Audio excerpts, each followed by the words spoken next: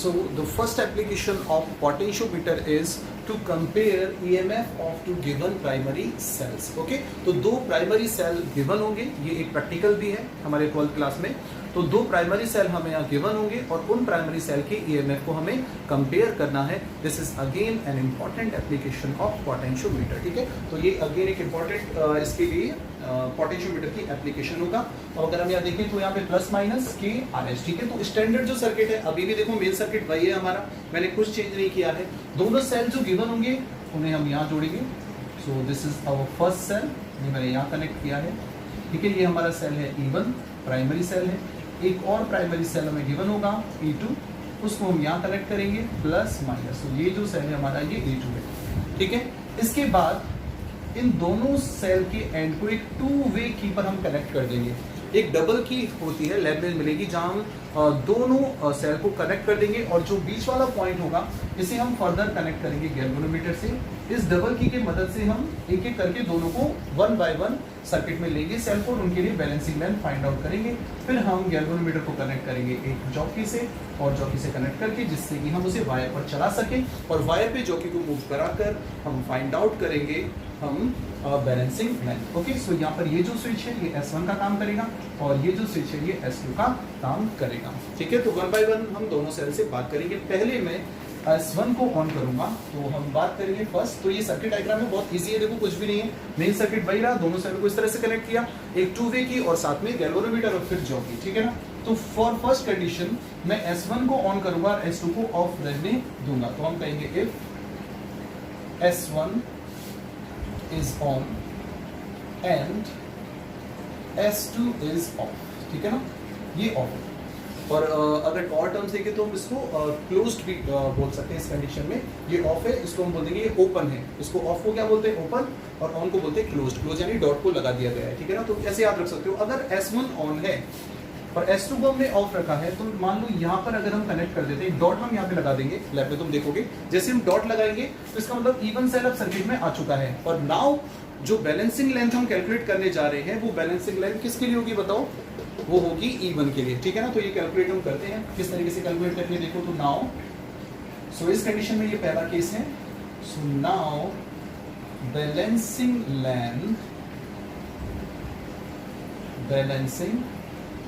Length for E1।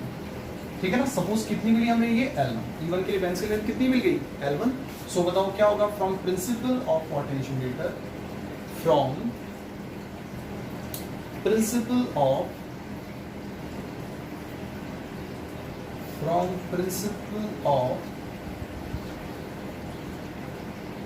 Potentiometer. ठीक है, potentiometer के अगर हम प्रिंसिपल से बात करें तो ये हमारा पहला केस है, पहला पॉइंट यहाँ है। ठीक है ना, तो प्रिंसिपल से क्या मिलेगा हमें, हम बोल सकते हैं कि E1 is directly proportional to L1 and E1 is equals to K L1। K is potential gradient है।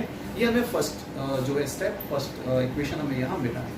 अब हम बात करेंगे सेकंड कंडीशन, और सेकंड केस में हम क्या देंगे, if S1 is of now and S2 is on. बात समझ में आ गई, यानी इस बार हमने S1 को ऑफ कर दिया है और इस बार S2 को कनेक्ट कर दिया। ठीक है, जैसे ही S2 कनेक्ट होगा अब E2 सेल सर्किट में आ जाएगा और अब जो बैलेंसिंग लेंथ हमें मिलेगी, हम यहाँ से इस तरह से वायर पर इस जॉकी को चलाएंगे, A पर टच करेंगे लेफ्ट में डिफ्लेक्शन देगा, B पर टच करेंगे राइट डिफ्लेक्शन देगा, कहीं ना कहीं बीच में हमें जीरो डिफ्लेक्शन मिल जाएगा। जैसे ही गैल्वेनोमीटर जीरो डिफ्लेक्शन देगा हम कहेंगे कि अभी यही बैलेंसिंग स्टेट वाली कहानी है। तो अब बताओ किसके लिए आएगी, नाउ बैलेंसिंग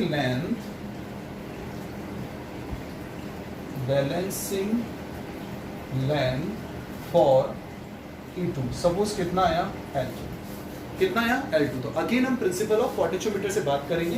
तो यहाँ से हम बोलेंगे अगेन हम क्या बोल सकते हैं बताओ, E2। So we can say E2 is directly proportional to L2 and E2 is equals to K L2। We are getting it. So this is our second equation. Now on dividing equation 1 by equation 2, अगर हम first equation को second से divide कर दे तो बस final result हमारे पास आ गया।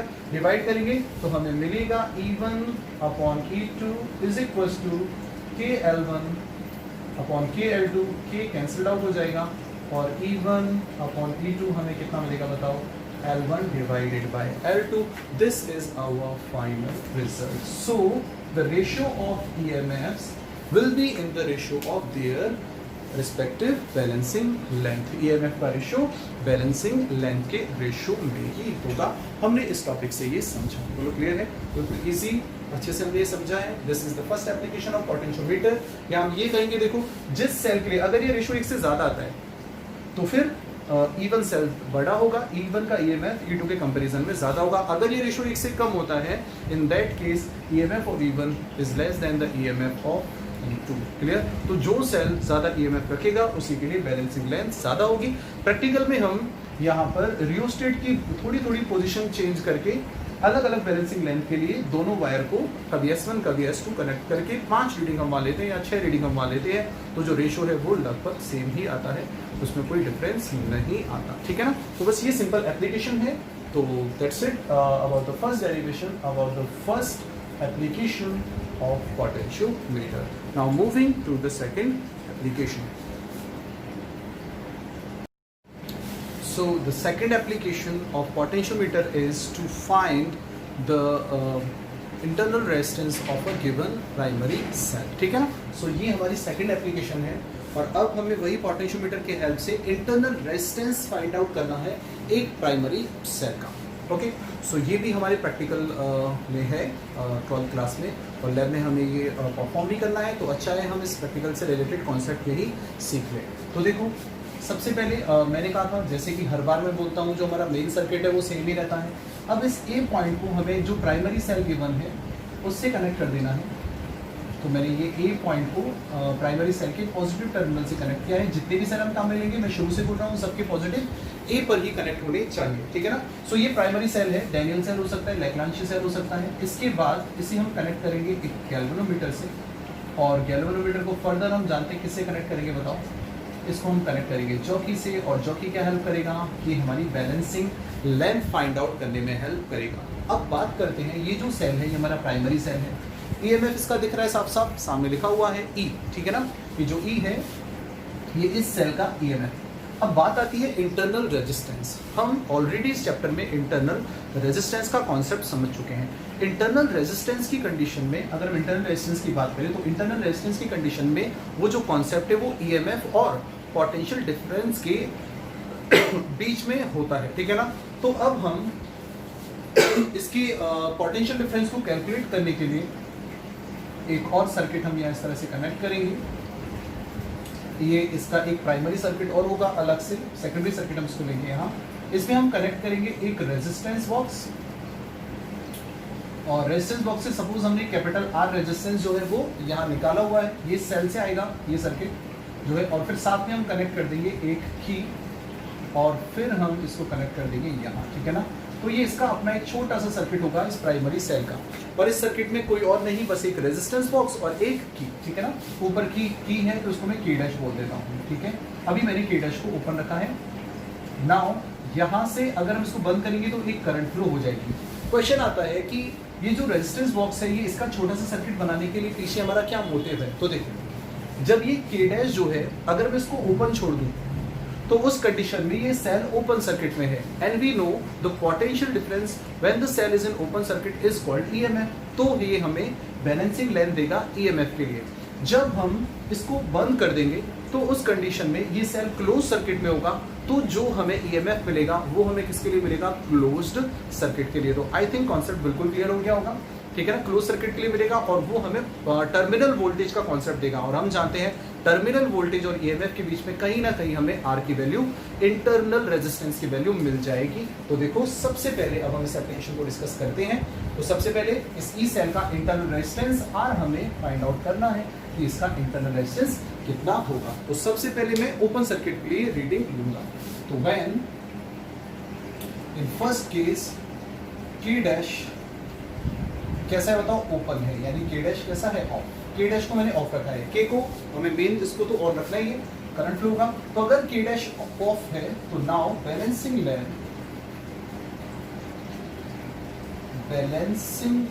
मुझे बताओ ये बैलेंसिंग लेंथ किसके लिए मिल रही है हमें? अगर ये ओपन है तो इस सेल के EMF के लिए. तो balancing length for EMF of cell.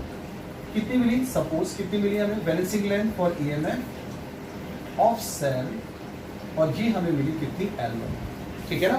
तो मैं प्रिंसिपल से क्या लिखूंगा यहाँ, from principle of, so from principle of potentiometer, from principle of potentiometer हम लिख सकते हैं E is directly proportional to L1, E is equals to KL1, you are getting it, E is equals to KL1, ये first step हमें मिली है। अब बात करते हैं इसको बंद करने के लिए। तो सपोज सेकंड स्टेप में मैंने की को क्लोज कर दिया, बंद कर दिया, ऑन कर दिया, अब यहाँ से करंट फ्लो हो जाएगी, और इस करंट की वजह से अब इस सेल के अक्रॉस जो रीडिंग हमें मिलेगी, जो बैलेंसिंग लेंथ हमें मिलेगी इस सेल के लिए, वो अब किसके लिए मिलेगी, टर्मिनल वोल्टेज के लिए। तो अब हम बात कर रहे हैं when K dash is on, तो इस बार K डैश ऑन है, और अगर K डैश ऑन है तो हम ये ले लेते हैं यहाँ balancing length, now balancing length for terminal voltage, for terminal voltage. इस बार टर्मिनल वोल्टेज के लिए हमें बैलेंसिंग लेंथ मिल रही है, और सपोज ये बैलेंसिंग लेंथ हमें कितनी मिली, मैं यहाँ लिख रहा हूँ, चलो इस स्टेप को उधर लिख लेते हैं थोड़ा सा ये, ओके। तो देखो, तो अगर ये ऑन है, इसके बाद now balancing length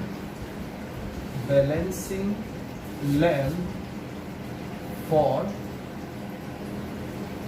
terminal voltage, balancing length for terminal voltage, suppose कितना आ रहा है ये L2, ठीक है ना। यहाँ के बाद हम डायरेक्ट इसको डिस्कस करें, हम यहाँ पहुंच गए, ठीक है ना। तो बैलेंसिंग लेंथ किसके लिए, टर्मिनल वोल्टेज के लिए L2 मिली है। So from principle of potentiometer हम लिख सकते हैं terminal voltage V is equal to, या V is directly proportional to L2, सो हम लिखेंगे V is equal to KL2, ये आया सेकंड स्टेप, ठीक है ना। तो पहली रीडिंग किसके लिए थी, ओपन सर्किट के लिए, ईएमएफ के लिए।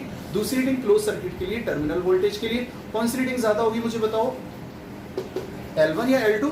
ऑब्वियस है L1 ज्यादा होगा। L1 ज्यादा क्यों होगा, L1 ज्यादा इसलिए होगा क्योंकि ईएमएफ जो होता है वो टर्मिनल वोल्टेज से ज्यादा होता है जब सेल से करंट फ्लो हो रही हो। हमने कॉन्सेप्ट बहुत अच्छे से सीखा था, ठीक है। तो ये दोनों केस हो चुके हैं हमारे पास, इक्वेशन 1 इक्वेशन 2 दोनों हमें मिल गए।